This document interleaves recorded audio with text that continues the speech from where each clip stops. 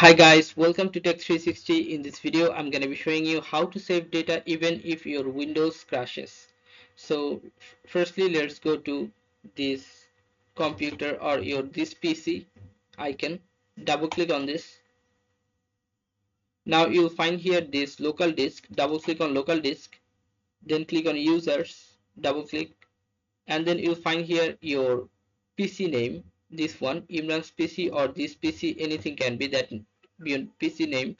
Just double click on this and you will find here all of your uh, folders like documents, downloads, and OneDrive, desktop, every kind of folder you'll find here.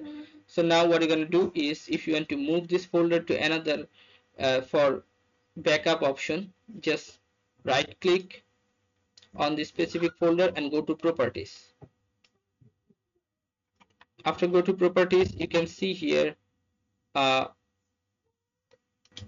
on top this option location. Just click on this location and then you'll find here move. Just click on move and you can select anywhere you want to move. I'm gonna move this PC and then should be in F file.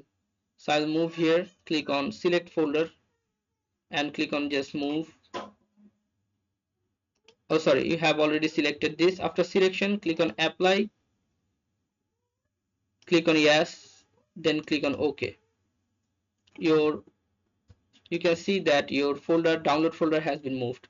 Now if you want to move the document folder also, just right click, again the same policy, go to properties and go location, then click on move, choose the path where you want to move,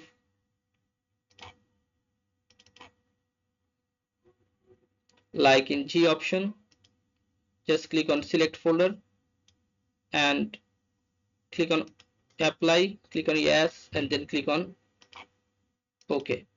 Your folder has been moved.